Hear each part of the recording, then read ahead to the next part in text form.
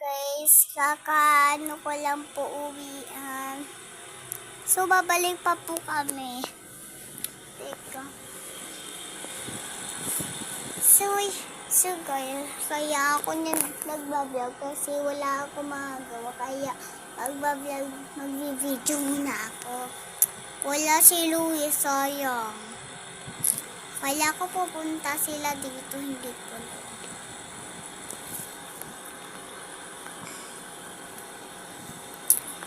Kaya po ako na-vlog kasi bored nga po ko.